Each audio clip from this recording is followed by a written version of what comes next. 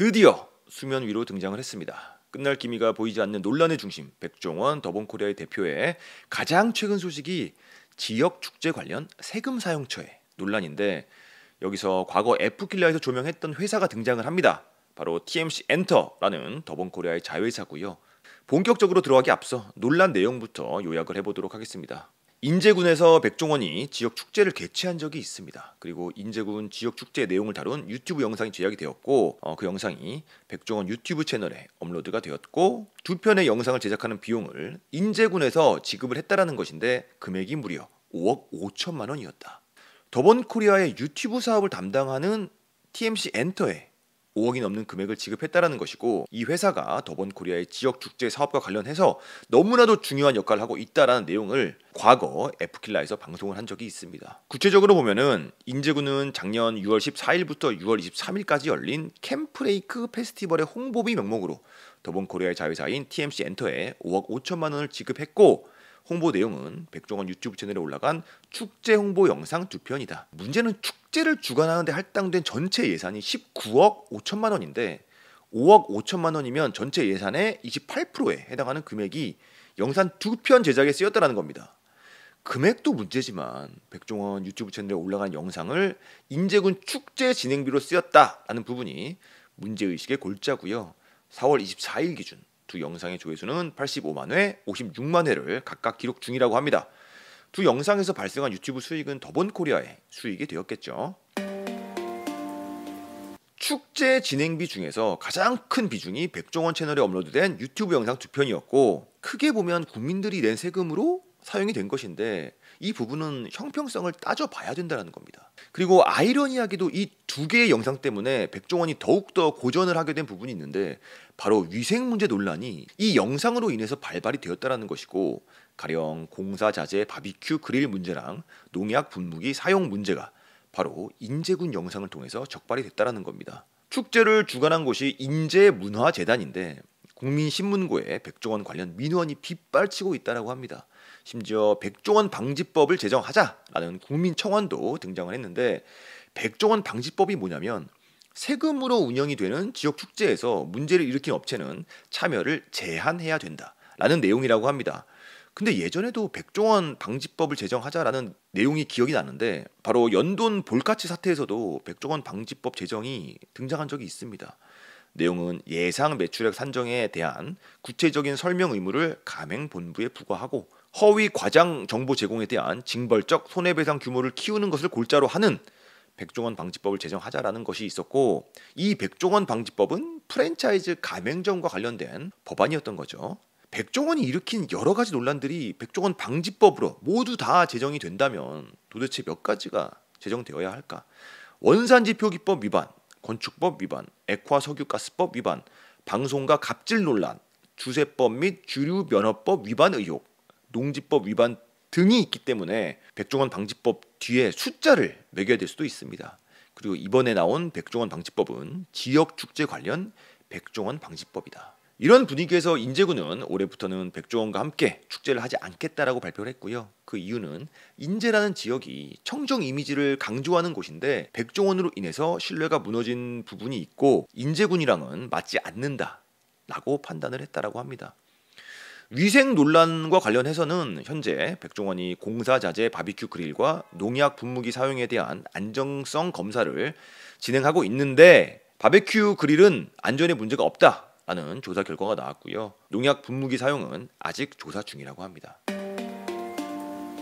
TMC 엔터 이야기로 넘어가겠습니다. 결과적으로 5억 5천만 원의 세금이 더본코리아의 자회사 TMC 엔터에 지급이 된 내용인데, 제가 처음으로 TMC 엔터라는 회사를 접하게 된 계기는 더본코리아가 백종원을 언급하는 유튜버들을 신고하고 또 영상이 삭제되는 일이 일어났던 시점입니다. 한 3개월 정도 된 것 같고요.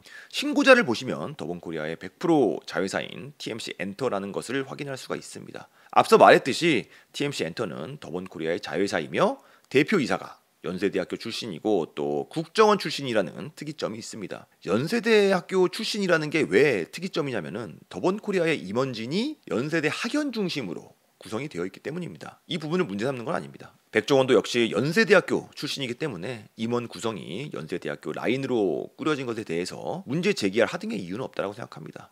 윤형중 TMC 엔터 대표이사도 역시 백종원의 연세대 사회과학대학 동문이다. 국정원 출신이라는 부분도 문제가 되는 건 아닙니다. 다만 특이한 이력이라는 거죠. 윤형중 TMC 엔터 대표이사의 진짜 주목해야 될 것은 바로 다음 경력인데 2022년 2월 한국공항공사 사장에 취임을 했고 2024년 4월에 임기를 1년여 앞두고 자리에서 물러났습니다. 사퇴 후 6개월 만인 10월에 더본코리아 사장으로 영입이 되었으며 지역개발 사업을 담당하게 되었다고 합니다. 지역개발 사업은 백종원이 매우 공을 들이고 있는 사업이고요. 지역 발전과 경제 활성화가 목적이라는 백종원의 철학이 담긴 사업이고 백종원의 논란이 시작된 이후에도 백종원을 버티게 해줬던 사업이 바로 지역개발 사업이었습니다. 지역개발 사업을 이유로 백종원을 지지하는 여론이 상당했었다는 거죠. 윤 대표의 한국공항공사 사장 이력을 눈여겨봐야 되는 건데 이유는 바로 한국공항공사가 국토교통부 산하의 공기업이라는 것이고 윤 대표는 무려 사장이었는데 가장 중요한 것은 국토교통부가 주관하는 것이 바로 지역개발 사업이라는 겁니다. 실제로 윤 대표는 한국공항공사 사장 시절에 침체된 지역경제를 활성화하기 위해 해당 자치단체, 지역관광업계 등과 협업을 하면서 지역개발 프로젝트를 추진한 적이 있고 그 당시의 리더였다는 겁니다. 정리하면 전관이 관련 사업을 영위하는 기업에 입사를 하는 부분에 있어서 문제가 없냐라는 겁니다. 주목해야 될 것은 TMC 엔터는 유튜브 채널 컨텐츠 제작 및 관리, 유튜브 크리에이터 영상 제작 등이 주요 사업인데 윤 대표는 본업에 대한 경력이 전혀 없다라는 겁니다.